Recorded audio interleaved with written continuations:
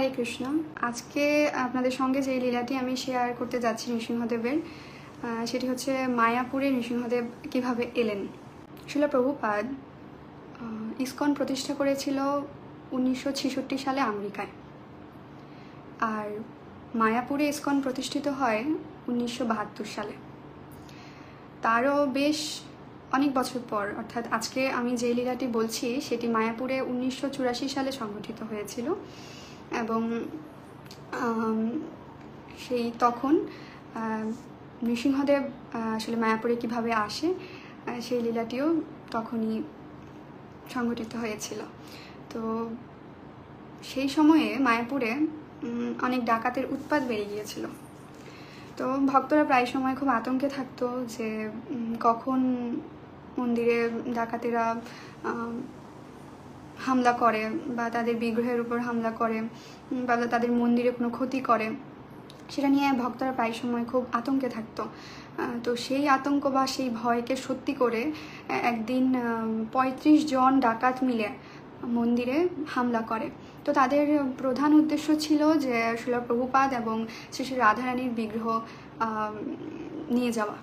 তো ভক্তরা অনেক চেষ্টা করেছিল সেদিন, অনেক তাদের যথাসাধ্য চেষ্টা করেও তারা ডাকাতদের হাত থেকে শ্রী শ্রী রাধারানীর বিগ্রহটি রক্ষা করতে পারেনি। তারা সেই বিগ্রহটি ডাকাতরা তাদের সাথে নিয়ে যায়। তো এতে ভক্তরা অনেক অনেক কষ্ট পায় এবং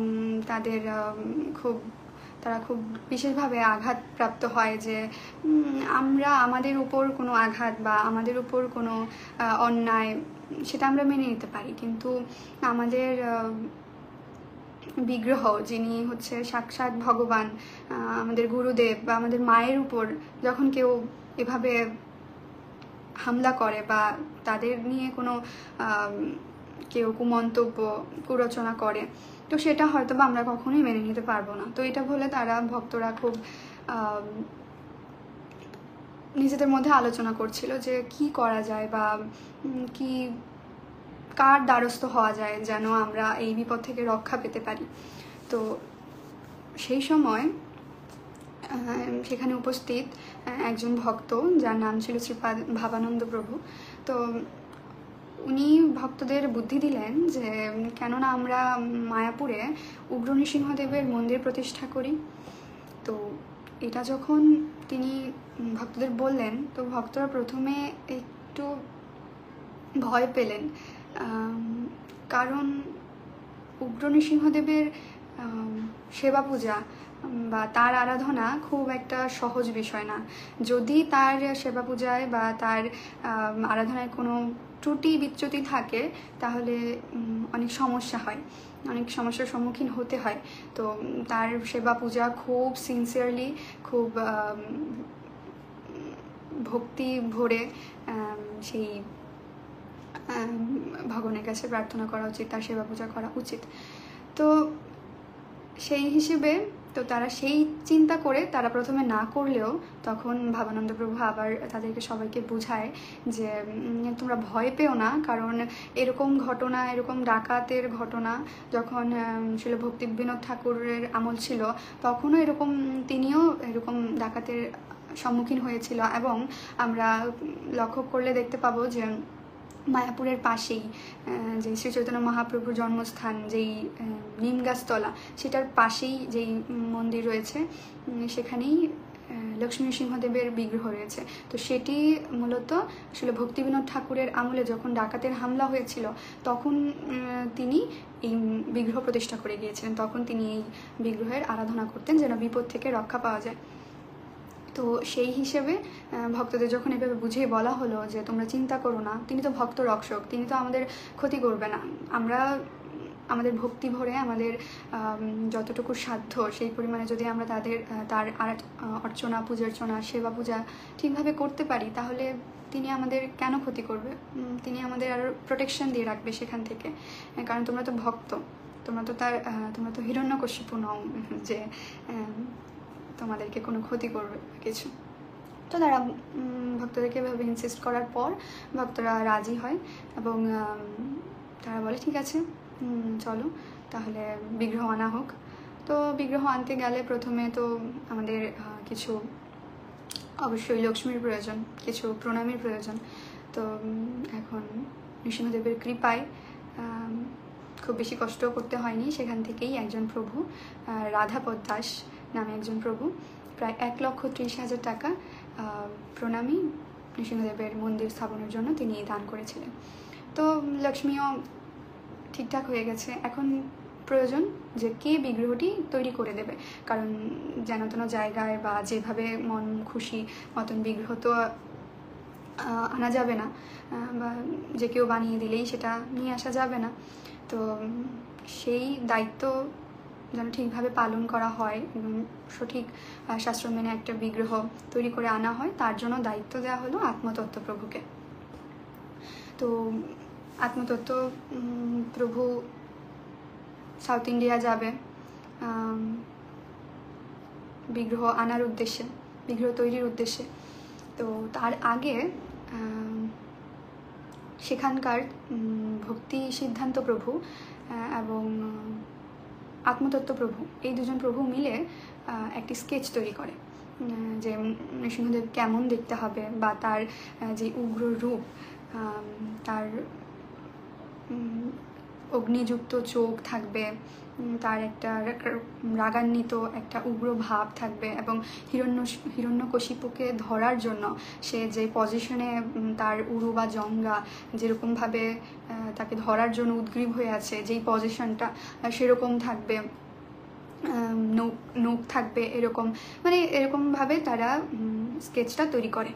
তো এটা স্কেচটা নিয়ে তারপর আত্মতত্ত্ব প্রভু সাউথ ইন্ডিয়া চলে যায়, কারণ আমরা জানি যে সাউথ ইন্ডিয়ার দিকেই নৃসিংহদেব আবির্ভূত হয়েছিলেন। তো সেখানে অনেক অনেক স্থপতি আছে যারা খুব সুন্দর বিগ্রহ তৈরি করতে পারে।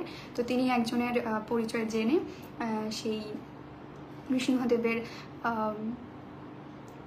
কাছে, নৃসিংহদেবের বিগ্রহ তৈরি করার জন্য সেই প্রভুর কাছে যান এবং প্রভুর সাথে প্রথমে কথা বলছিলেন। তো প্রভু প্রথমে স্বাভাবিকভাবে যে কোনো জায়গায় একজন কাস্টমার কোনো দোকানে এলে বা যে কোনো কিছুর জন্যই, যখন কাস্টমারকে আমরা অনেকভাবে, যারা সেলার থাকে অনেকভাবে বোঝাই আমরা যে এই প্রোডাক্টটা এভাবে এভাবে এটা ভালো হবে আমার থেকে নিলে বা এরকম। তো সেই স্থপতিও প্রথমে অনেকভাবে করছিল যে আপনারা কোন কোন সুবিধা পাবেন আমার থেকে বেশি, বা আমি শাস্ত্রসম্মতভাবে এভাবে এভাবে বিগ্রহ তৈরি করে দিব, আপনারা শুধু বলুন কোথায় কি বানাতে হবে।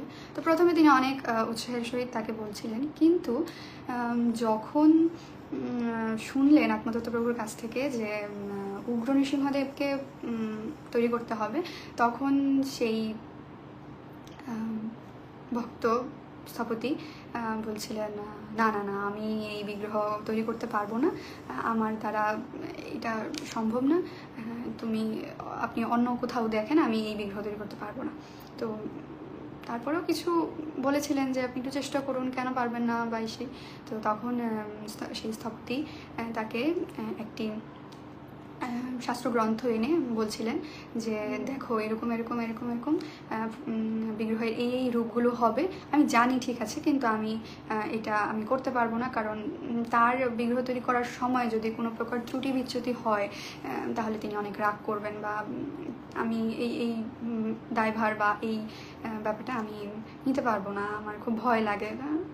ঠিক আছে, চলো সাউথ ইন্ডিয়া আরও অনেক স্থপতি আছে, তাদের কাছে যাওয়া যাক। তো প্রভু আত্মতত্ত্ব প্রভু সেখানে গেল, অনেক স্থপতির কাছে ঘুরে ঘুরে, যার কাছেই যাচ্ছিল শুধু একটাই কথা আসছিল যে না প্রভু, আমি পারবো না, আমি উগ্র নৃসিংহদেবকে প্রস্তুত করতে পারবো না, আমার সেই সাধ্য নেই, আমার সেই যোগ্যতা নেই। সবাই এরকম করে শুধু রিফিউজ করে দিচ্ছিল। তো আত্মতত্ত্ব প্রভু অনেক কষ্ট পেয়ে তিনি আবার মায়াপুরে ফিরে যান। তো মায়াপুরে ফিরে যাওয়ার পর যখন ভক্তরা তো মনে মনে ভাবছিল যে হ্যাঁ নৃসিংহদেব আসবে, আমরা প্রস্তুতি শুরু করব বা এরকম। তো যখন আত্মতত্ত্ব প্রভু গিয়ে তাদেরকে বলল যে না, আমরা কেউই এরকম বিগ্রহ তৈরি করতে রাজি হচ্ছে না, তখন তারা অনেক কষ্ট পেল। তখন যেই ডোনেশন দিয়েছিল যেই প্রভু রাধাপদ দাস, সেই প্রভু তখন আত্মতত্ত্ব প্রভুকে আবার বলছিলেন যে তুমি যে বলছিলে যে প্রথম যার কাছে গিয়েছিলে সে খুব শাস্ত্রজ্ঞ বা তোমাকে শাস্ত্র দেখাচ্ছিল এরকম এরকম করে বিগ্রহ তৈরি করতে হবে, আমার মনে হয় সে খুব ভালোভাবে বিগ্রহ তৈরি করতে পারবে, তুমি তাকে একটু জোর করে ইনসিস্ট করো, তুমি তাকে আবার একটু বোঝাও। তো এটা বলার পর প্রভু আত্মতত্ত্ব প্রভু আবার সাউথ ইন্ডিয়া যায় এবং সেই স্থপতিকেই বারবার বোঝানোর চেষ্টা করছিল যে আপনি কৃপাপূর্বক এই ব্যাপারটা একটু সিরিয়াসলি নেন, কারণ আমরা খুব বিপদে আছি, আমাদের ভক্তরক্ষক ভগবানই আমাদেরকে এই বিপদ থেকে রক্ষা করতে পারে। তিনি তার প্রহ্লাদ মহারাজের ডাকে তিনি চলে এসছেন। তো আমাদের মতন এখানে যারা ভক্তরা রয়েছে তারা খুব অসুবিধায় রয়েছে, আপনি একটু বুঝুন, আপনি আমাদের পরিস্থিতিটা, এভাবে যখন তাকে বোঝানো হচ্ছিল তো তার মন কিছুটা একটু বিগলিত হয়ে তো সে বলছিল ঠিক আছে, আমি আপনাদের জন্য এটুকু করতে পারি যে আমি আপনাদের একটা স্কেচ তৈরি করে দিতে পারি, ব্যাস, আমি বিগ্রহ তৈরি করতে পারবো না।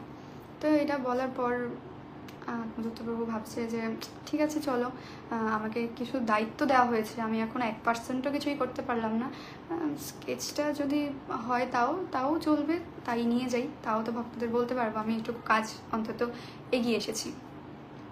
তো তাই হিসেবে সেই স্থপতি স্কেচ তৈরি করে। তো সেই স্কেচটা তৈরি করতে করতে সেই প্রভুর প্রায় 7 দিন সময় লেগে যায়। তারপর আত্মতত্ত্ব প্রভু সেই স্কেচ নিয়ে মায়াপুরে যান, ভক্তদেরকে দেখান, ভক্তরা খুবই খুশি হন এবং তারা সেটা দেখে বলছিল যে না, যদি বিগ্রহ কেউ তৈরি করতে পারে তাহলে উনিই পারবে, আপনি বারবার করে উনাকে আবার গিয়ে একটু ইনসিস্ট করুন, কারণ তারা যেই স্কেচ তৈরি করেছিলেন এর আগে আত্মতত্ত্ব প্রভু এবং ভক্তি সিদ্ধান্ত প্রভু মিলে সেই স্কেচের সাথে এই স্কেচ হুবহু মিলে গিয়েছে। তো বলছিল আপনি তার কাছেই যান এবং তাকে একটু ইনসিস্ট করুন, তিনি, আমার মনে হচ্ছে তিনি রাজি হবে ভক্তদের এরকম রিকোয়েস্টে। তো আত্মতত্ত্ব প্রভু বারবার মায়াপুর থেকে সাউথ ইন্ডিয়া থেকে মায়াপুর এরকম আসা যাওয়া করছিল, কারণ তার একটা দায়িত্ব, সে যতক্ষণ পর্যন্ত সেটা পূরণ করতে পারবে না তার মাথায় একটা ভার, একটা বোঝা সবসময় থাকবে তার মধ্যে। তো তিনি তারপর আবার সাউথ ইন্ডিয়া যায় এবং যাওয়ার পর সেই প্রভুকে আবার রিকোয়েস্ট করতে যাবে, এমন সময় প্রভু নিজ থেকে বলছিলেন আত্মতত্ত্ব প্রভুকে যে প্রভু, আমি আমার গুরুদেব তাকে এই ব্যাপারটা শেয়ার করেছিলাম যে মায়াপুর নবদ্বীপ থেকে কিছু কৃষ্ণ ভক্ত আমার কাছে বারবার আসছে এবং বারবার তারা অনুরোধ করছে যে আমি যেন তাদেরকে একটি বিগ্রহ তৈরি করে দেই উগ্র নৃসিংহদেবের। তো এটা তার গুরুদেব শুনে তিনি সাথে সাথে বলছে, সেই স্থপতির যে গুরুদেব তো বারবার বলছে যে না না না, তুমি এই বিগ্রহ ভুলেও তৈরি করতে যাবে না, তুমি এই বিগ্রহ তৈরি করবে না কখনোই, কেন তুমি জানো না যে এরকম একটা মহেশ্বর বলে একটা জায়গাতে এক ভক্ত পরিবার উগ্র নৃসিংহদেবের এরকম সেবা পূজা শুরু করেছিল, কিন্তু কালান্তরে যখন আস্তে আস্তে সেই সেবা পূজার মান ধীরে ধীরে কমতে থাকে তখন আস্তে আস্তে পুরো এলাকা কেমন মানুষের বসবাসের অযোগ্য হয়ে পড়েছিল, কেমন ভূত প্রেত পিশাচের বসবাস হয়ে গিয়েছিল। তো এখন তো সেই এলাকা পুরো পরিত্যক্ত। তো সেটা কি তারা জানে না, সেই ইস্কনের লোকেরা কি জানে না তারা কেন এই উগ্র নৃসিংহদেবের সেবা পূজা করতে চাচ্ছে? এটার ফল খুব ভয়ানক হতে পারে। তো এভাবে তার গুরুদেব যখন তাকে আদেশ করলেন যে না, তুমি কখনোই এই বিগ্রহ বানাবে না, তো স্বাভাবিক গুরুদেবের আদেশ তিনি সেটা অমান্য করতে পারবে না। তো তিনি সেখান থেকে ফিরে যান। তারপর তিনি গিয়ে সেদিন রাতে যখন ঘুমায় তো তিনি স্বপ্নে দেখতে পেলেন যে তার গুরুদেব স্বপ্নে এসে তাকে আদেশ দিচ্ছেন যে যেহেতু মায়াপুর থেকে কৃষ্ণ ভক্তরা এসেছিল তোমার কাছে, তুমি তাদেরকে উগ্র নৃসিংহদেবের বিগ্রহ তৈরি করে দাও, তারা কৃষ্ণ ভক্ত। তো কৃষ্ণ ভক্তকে আমাদের এভাবে বারবার কষ্ট দেওয়া বা তাদের এভাবে অনুরোধ ফেলা আমাদের উচিত হবে না, তুমি তাদেরকে এই নৃসিংহদেবের বিগ্রহ তৈরি করে দাও। তো তিনি স্বপ্নাদেশ পেলেন, তো তিনি অবশ্যই কাজ শুরু করবেন। এর পর দিন আবার তার কাছে একটি চিঠি এলো তো সেই চিঠিতে তাকে নির্দেশ দিয়ে কিছু অন্যান্য কথা বলার পর শেষের দিকে নোটে লেখা ছিল যে তুমি যে আমাকে একটি বিগ্রহ প্রস্তুতের কথা বলেছিলে, সেই মায়াপুরের ভক্তদেরকে তুমি তা তৈরি করে দাও। তো স্বপ্নাদেশও পেল, চিঠির মাধ্যমে গুরুদেব তাকে আদেশও দিয়ে দিল। তো আর দেরি কিসের? তো তখন আপনাদের তো প্রভুকে বলছিলেন, যেহেতু আমি গুরুদেবের আদেশ পেয়ে গেছি, তো অবশ্যই আমি আপনাদের নৃসিংহদেবের বিগ্রহ প্রস্তুত করে দিব। তো এটা শোনার পর আত্মদত্ত প্রভু অনেক খুশি হলেন এবং আত্মদত্ত প্রভুকে স্থপতি বলছিলেন যে আমাকে 6 মাস সময় দিন, আমি 6 মাসের মধ্যে আপনাদের বিগ্রহ প্রস্তুত করে আপনাদের অবশ্যই খবর দিব। তো এর মধ্যে তিনি আরও সেই প্রভুকে অনেক কিছু বলছিলেন যে আসলে নৃসিংহদেবের বিগ্রহ কেমন প্রকারের হয়, কিছু শাস্ত্রীয়ভাবে ব্যাখ্যা দিচ্ছিলেন। বিগ্রহ 9 প্রকারের বিগ্রহ হয়ে থাকে। তো এর মধ্যে একটা হচ্ছে স্থাণু বিগ্রহ, অর্থাৎ ইসকন ভক্তরা যেই বিগ্রহটা চাচ্ছে সেটা হচ্ছে স্থাণু বিগ্রহ। তো শাস্ত্র অনুযায়ী স্থাণু বিগ্রহ অর্থাৎ কি, মানে কি? এটার অর্থ হচ্ছে যে যে স্তম্ভ থেকে মাত্র নৃসিংহদেব বের হয়েছে, মানে মাত্রই বের হয়েছে এবং হিরণ্যকশিপুকে খুঁজছে যে কোথায় সেই হিরণ্যকশিপু, কোথায় যে আমার ভক্তকে এত কষ্ট দিয়েছে, আমার ভক্তকে এত যন্ত্রণা দিয়েছে দিনের পর দিন, সেই পাপী দুরাচারী কোথায় সে? এক্ষুনি নিয়ে আসো তাকে আমার কাছে।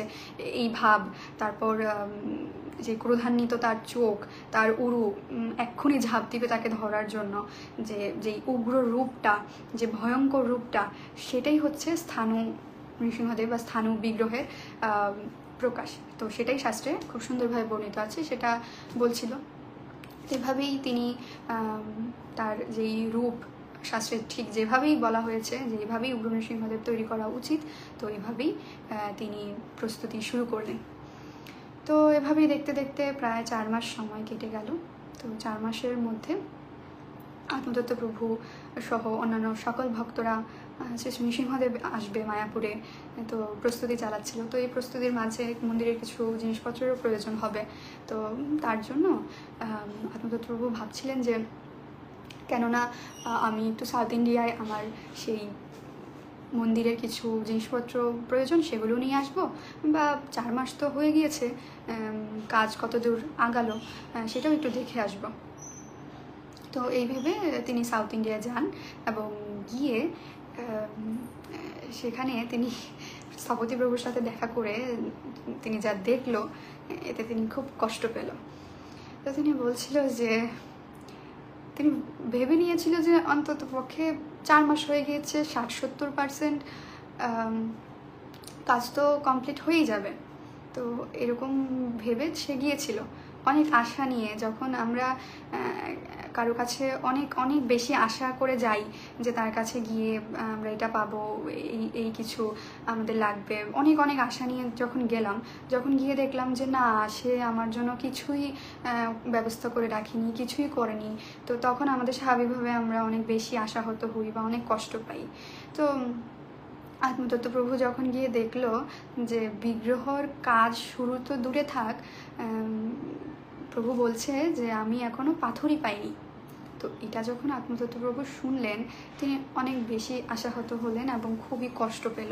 তো তিনি কিছুটা রাগান্বিত হয়ে গিয়েছিল যে তখন স্থপতি প্রভুকে বলছে, আপনি পাথর পাচ্ছেন না, মানে সাউথ ইন্ডিয়ায় কি পাথরের অভাব আছে নাকি? এত এত পাথর একটা জায়গা থেকে আপনি নিয়ে এসে পাথরটা বানিয়ে নিলেই তো হলো, এই পাথর পাচ্ছেন না, এটা কোনো অজুহাত হলো নাকি? এভাবে যখন আত্মদত্ত প্রভু স্থপতি প্রভুকে বলছিলেন, তখন স্থপতি প্রভু একটু একটু রাগান্বিত হয়ে বা একটু মানে নিয়ে তার দিকে আর চোখে তাকিয়ে বলছে, আমি কি যেন তেন বিগ্রহ বানাচ্ছি, যে আমি যেন তেন জায়গা থেকে যেন তেন পাথর নিয়ে এসে বানিয়ে ফেলবো? এটা শ্রী শ্রী নৃসিংহদেবের বিগ্রহ, তাকে সেই পাথরও হতে হবে শাস্ত্রসম্মত, অর্থাৎ সে পাথরে প্রাণ থাকতে হবে। তো শাস্ত্রে পাথরে যে প্রাণ আছে সেটা কিভাবে প্রমাণ পায়? শাস্ত্রে বলা আছে যে যেই পাথরটাতে প্রাণ আছে এটা আমরা কিভাবে বুঝবো? তো সেই পাথরটাতে আমরা যখন 7 দিক থেকে 7 বার প্রহার করব, তো শাস্ত্রসম্মতভাবে 7 দিক থেকে 7 রকমের ধ্বনি শোনা যাবে, শব্দ শোনা যাবে। তো তারপরে আরও কিছু আছে, যেমন কিছু পিঁপড়া সেই পাথরকে খাবে, এবং এমনভাবে খাবে যে এক দিক থেকে পাথর খাওয়া শুরু করবে এবং সরল রেখা বরাবর অন্য দিক থেকে সেই পিঁপড়া খাওয়া শেষ করবে। তো এরকম কিছু শাস্ত্রীয় কিছু ব্যাখ্যা যদি সেই পাথরে পাওয়া যায় তাহলেই বুঝতে হবে সেই শিলাতে প্রাণ রয়েছে, এবং সেই শিলা দিয়েই একমাত্র নৃসিংহদেবের বিগ্রহ তৈরি করা যাবে। তো এটা যখন আত্মতত্ত্ব প্রভুকে বলা হলো, কারণ আত্মতত্ত্ব প্রভু আর কি বলবেন, ঠিক আছে শাস্ত্রসম্মত যেহেতু বানাতে হবে, অবশ্যই এখানে আমার আর কিছু বলার থাকে না। তো তারপর সেই প্রভু বললেন যে আপনি যান, আমি যখন পাথর পাবো এবং কাজ শুরু করব আমি আপনাদের অবশ্যই জানাবো। তো তিনি আবার মায়াপুরে ফিরে গেলেন। কিছুদিন পর প্রভু পাথর খুঁজে পেল, সেরকম পাথর তিনি পেল। তো পাওয়ার পর তিনি যখন কাজ শুরু করলো, মায়াপুরে খবর দিল আমি কাজ শুরু করেছি। তো তিনি যখন কাজ শুরু করলো প্রায় 2-3 দিন শুধু সেই পাথরটাকে অবজার্ভ করছিল, দেখছিল বারবার যে কিভাবে কি কোথায় কোনটা দিলে ভালো হবে, কিভাবে তৈরি করব, বা কোন রূপটা কোন দিক থেকে শুরু করবো, বা অনেক কিছুই তিনি ভেবেচিন্তে সেই পাথরটিকে অবজার্ভ করতে করতে প্রায় 2-3 দিন সময় লেগে যায়। তারপর যখন তিনি কাজ শুরু করে এই হাতের কবজাটুকু বানাতেই প্রভুর প্রায় 1 সপ্তাহ সময় লেগে যায়। তো পুরো 4 ফিটের বিগ্রহ তো পড়েই রয়েছে, এইটুকু শুধু বানানো হয়েছে 1 সপ্তাহে। তো তারপর প্রায় 1 বছর সময় নিয়ে ধীরে সুস্থে খুব শাস্ত্রীয় সম্মতভাবে যেন কোনো ত্রুটি বিচ্যুতি না হয়, উগ্র নৃসিংহদেবের বিগ্রহ বলে কথা। তো সেই হিসেবে তিনি 1 বছর সময় লাগিয়ে সেই বিগ্রহের কাজ শেষ করে। তো বিগ্রহ কাজ শেষ হয়। এতদিন পর প্রভু একটু ক্লান্ত অনুভব করছিল, এতদিন যাবৎ কাজ করেছি, তো একটু রিল্যাক্সের জন্য একটু বাইরে থেকে কোথাও ঘুরে আসি, এটা ভেবে তিনি একটি ঘরে, সেটা হচ্ছে খড়ের ঘর বলা হয়, আমাদের যেমন নারকেল পাতা, শুকনো নারকেল পাতা দিয়ে বা খড় দিয়ে যে ঘর তৈরি করা হয়, তো সেরকম একটা ঘরে নৃসিংহদেবের বিগ্রহটি রেখে তিনি গিয়েছিলেন তার বন্ধুদের সাথে একটু বাইরে একটু রিল্যাক্স হওয়ার জন্য, একটু ফ্রি ফিল করার জন্য। তো তিনি যেদিন গেলেন তার পরের দিন সেখান থেকে সংবাদ গেল যে তোমার ঘরে তো আগুন লেগে গিয়েছে, তুমি তাড়াতাড়ি আসো, এসে দেখো কি অবস্থা, এরকম। তো তিনি ভাবছে বৃষ্টির ওয়েদার, এরকম ঠান্ডা ঠান্ডা একটা ওয়েদারে আমার ঘরে আগুন কোত্থেকে লাগবে, তো তিনি কোনোভাবে সেটা মিলিয়ে পাচ্ছে না। তো তখন তিনি দৌড়িয়ে তার বাসস্থানে গেলেন এবং গিয়ে দেখছেন যে যেখানে তিনি নৃসিংহদেবের বিগ্রহটি রেখে গিয়েছিলেন, যেই গৃহে রেখে গিয়েছিলেন, সেই খড়ের ঘরটি পুরো ছাই হয়ে গিয়েছে, কিন্তু নৃসিংহদেব যে সেখানে ছিল সেটার ভেতরেই ছিল নৃসিংহদেবের গায়ে বিন্দু পরিমাণ আগুনের কিছুই লাগেনি। ইভেন যেরকমভাবে নৃসিংহদেবকে রেখে যাওয়া হয়েছিল ঠিক সেভাবেই নৃসিংহদেব সেখানে বর্তমান আছেন। তো এটা দেখে প্রভুর আর বুঝতে বাকি রইল না, তিনি তৎক্ষণাৎ মায়াপুরের মন্দিরে প্রভুদের ফোন দিলেন এবং বললেন যে আপনারা তাড়াতাড়ি এসে আপনাদের বিগ্রহ নিয়ে যান, আপনাদের বিগ্রহ আমার সব জ্বালিয়ে পুড়ে ছাড়খাড় করে ফেলছে। তো এটা যখন ভক্তরা শুনলেন তারা খুব খুশি হলেন যে ভগবান আসতে যাচ্ছে মায়াপুরে, খুব শীঘ্রই আমরা যত তাড়াতাড়ি সম্ভব ভগবানকে গিয়ে নিয়ে আসব। তো তারপর তারা তাদের প্রস্তুতি অনুযায়ী একটি ট্রাক ভাড়া করে, যেহেতু 1 টনের ওজনের একটি বিগ্রহ, তো সেরকমভাবে প্রস্তুতি নিয়েই তাদেরকে যেতে হবে। তো সেইভাবে তারা সেখানে ট্রাক নিয়ে বিভিন্ন প্রস্তুতি নিয়ে তারা সেখানে গেল। তো যাওয়ার পর তারা শুনতে পেল যে স্বাভাবিকভাবে এক রাজ্য থেকে যখন আরেক রাজ্যে একটা এত বড় বিশাল বিগ্রহ তারা নিয়ে যাবে, তো সেখানে যাওয়ার সময় তো কিছু প্রসেসিং থাকে, কিছু অনুমতি তাদের নিতে হবে, এত বড় বিগ্রহ একটা নিয়ে যাবে। তো এগুলোর জন্য কিছু সময়ের প্রয়োজন। তো নৃসিংহদেবের অশেষ কৃপায় সেই সব কিছু প্রসেসিং একদম 24 ঘন্টার মধ্যেই সব কিছু কমপ্লিট হয়ে যায়। তো তারা খুব খুশি হয়ে নৃসিংহদেবকে যখন সে গাড়িতে করে নিয়ে যাচ্ছিল রাস্তা দিয়ে, তো স্বাভাবিকভাবে অনেক জায়গায় তাদেরকে আটকিয়ে বলা হচ্ছিল, জিজ্ঞেস করা হচ্ছিলো এত বড় জিনিস সেটা কি, আমাদেরকে দেখাও, কি নিয়ে যাচ্ছ, এরকম বলে বলে। তো তাদেরকে যখন দেখাচ্ছিল তো তারা খুব কৃপাধন্য হচ্ছিলেন ভগবানকে দর্শন করে। তো তারা বলছেন হ্যাঁ হ্যাঁ নিয়ে যাও নিয়ে যাও, ঠিক আছে। তো এরকমভাবে সবাইকে রাস্তায় রাস্তায় ভগবান দর্শন দিতে দিতে তিনি মায়াপুরে এলো। তো মায়াপুরে বিশাল আয়োজন, ভক্তরা খুব সুন্দরভাবে নৃসিংহদেবের সেই বিগ্রহকে সাদরে আমন্ত্রণ জানালো, প্রতিষ্ঠা করবে সেই বিগ্রহকে, অভিষেক করবে। তো এর মধ্যে বলে রাখি যে প্রতিটা বিগ্রহকেই প্রতিষ্ঠা করার পূর্বে তাকে চক্ষু দান করা হয়। দেখবেন ইস্কন মন্দিরগুলোতে বা বিভিন্ন যেসব শাস্ত্রীয়ভাবে যেসব মন্দির প্রতিষ্ঠা করা হয় সেসব মন্দিরে যখন বিগ্রহ প্রতিষ্ঠা করা হবে তার আগে তাদের চক্ষু কিছু দিয়ে বন্ধ করা থাকে এবং তারপর সেই শাস্ত্রমন্ত্র দিয়ে সেই চোখের পট্টি খুলে সেখানে চক্ষু দান করা হয়, অর্থাৎ চক্ষু অঙ্কন করে সেখানে মন্ত্র উচ্চারণের মাধ্যমে তাদের মধ্যে প্রাণ প্রতিষ্ঠা করা হয়। কিন্তু নৃসিংহদেব যেহেতু সবাই তাকে তৈরি করতে পারবে না, সেরকম পরিমাণ স্থপতিও রেয়ারলি পাওয়া যায়, সেই হিসেবে সেই দিক বিবেচনা করে সেই স্থপতি মন্ত্র উচ্চারণের মাধ্যমে সেই তখনই চক্ষু দান করে, চক্ষু অঙ্কন করে প্রভুদের সাথে পাঠান। তো তার মানে চক্ষু দান করে ফেলেছে মানে সেই বিগ্রহতে প্রাণ চলে এসেছে, তার মানে রাস্তা দিয়ে সেই মন্দির থেকে, সেই স্থপতির গৃহ থেকে মন্দির অবধি যেই বিগ্রহ রাস্তা দিয়ে এসেছিল তার সাক্ষাৎ নৃসিংহদেব ছিল। শ্রী ভক্তরক্ষক ভগবান নৃসিংহদেব কি যায়।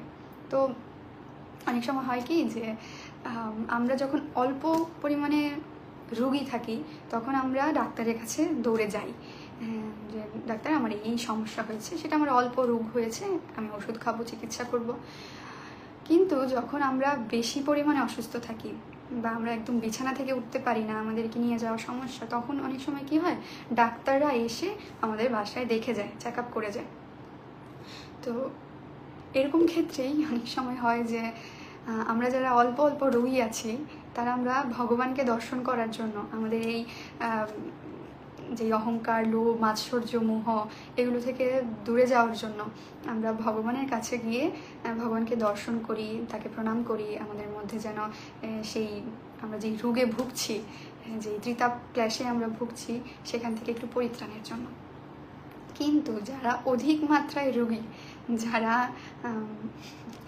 মন্দিরে যাওয়ার প্রয়োজন বোধ করে না বা তাদের সময় নেই অনেক কিছুর কারণে, তখন ভগবান কি করে, ঠিক আছে তুমি যেহেতু আমার কাছে আসছো না, আমি তোমাদের কাছে যাব। তো তিনি সেভাবেই রাস্তায় রাস্তায় রাস্তা দিয়ে আসার সময় তিনি সাক্ষাৎ ভগবান রূপে সবাইকে দর্শন দিয়ে দিয়ে তিনি মন্দিরে প্রবেশ করেছেন। তো এইভাবে তিনি মন্দিরে এলেন, বিগ্রহ প্রতিষ্ঠিত হলো। তারপর সব কিছু ঠিকঠাক, কিন্তু এখন রেগুলার ভগবানের সেবা পূজা কে করবে? নৃসিংহদেবের সেবা পূজা যেহেতু সবাই জানে যে খুব সহজ একটা বিষয় না, তো তারা ভাবছিল যে তাহলে কে সেবা পূজা নেবে?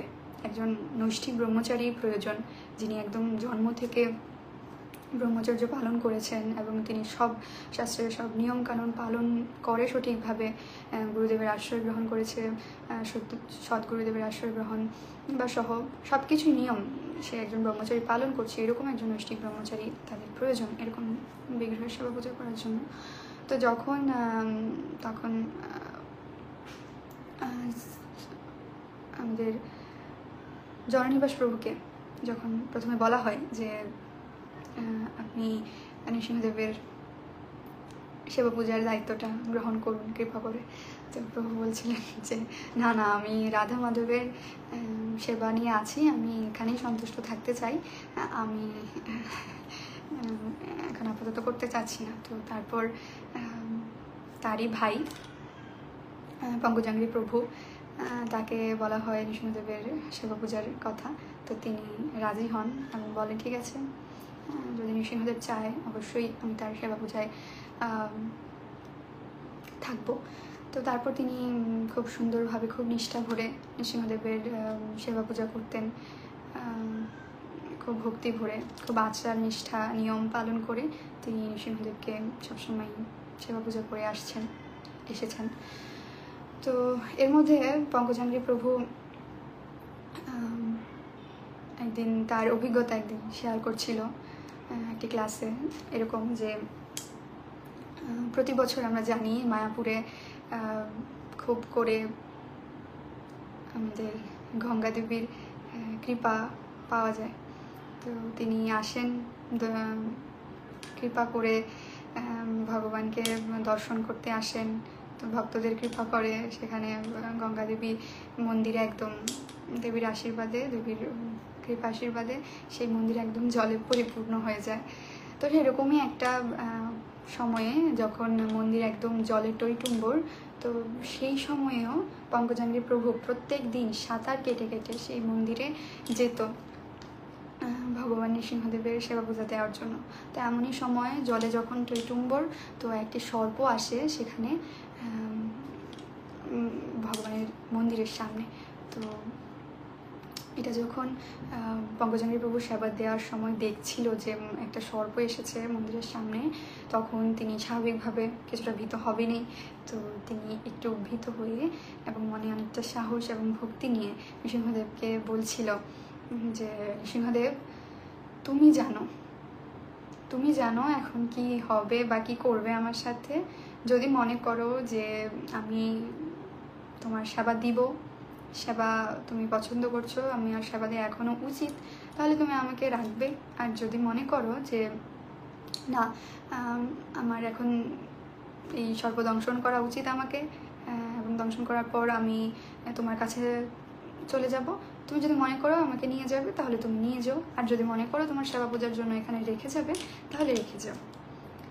তো পঙ্কজাঙ্গিনী প্রভু বলছিলেন সেই সময়ের যে শরণাগতিটা আমার ছিল, মানে এটা আমার জীবনের বেস্ট একটা শরণাগতি ছিল। অর্থাৎ ভগবান শাস্ত্রেও এটাই বলে গিয়েছে শরণাগতিটা আসলে ঠিক কেমন হওয়া উচিত। আমরা অনেক সময় বলি না যে ভগবান আমাকে এই বিপদ থেকে রক্ষা করিও, আমাকে এই জিনিসটা পাইয়ে দিও, এই ব্যাপারটা হলে আমার বেশি ভালো হয়, এই জবটা হলে আমার একটু বেশি ভালো হয়। তো এরকম যখন আমরা ভগবানকে বলি, সেটা থেকে উত্তম হচ্ছে ভগবানকে বলা যে ভগবান তুমি জানো আমার কোনটা হলে ভালো হয়, এবং তুমি অবশ্যই আমার জন্য ভালো কিছুই রেখেছো। আমি তোমার প্রতি পূর্ণ শরণাগতি আমার রয়েছে। তুমি যাই করবে, তুমি এখন আমার জন্য বিপদ রেখেছো, ঠিক আছে, কখনো না কখনো আমাকে বিপদ থেকে রক্ষা করবে, যখনই করবে তোমার ইচ্ছায় তুমি করবে, আমি কোনো কিছু তোমার কাছে চাওয়ার নেই। তুমি যতটুকু আমাকে দিয়েছো, যা দিয়েছো সব কিছুতেই আমি সন্তুষ্ট, এবং সামনে যদি কোনো বিপদও আসে সেটা হয়তো আমার ভালো কিছু চেয়ে বা আমার কোনো পাপ কর্মের ফল হিসেবে সেটা এসেছিল, আমি এটা ভেবেই আমি সেটা গ্রহণ করব। তো শাস্ত্রে বলা আছে ঠিক আমাদের শরণাগতিটা হওয়া উচিত ঠিক এরকমই, তো যেমনটা পঙ্কজাঙ্গিনী প্রভুর হয়েছিল। তো এটা থেকে এই শিক্ষাটা আমাদের খুব একটা শিক্ষণীয় বিষয়, এই প্রভুর এই লীলাটা।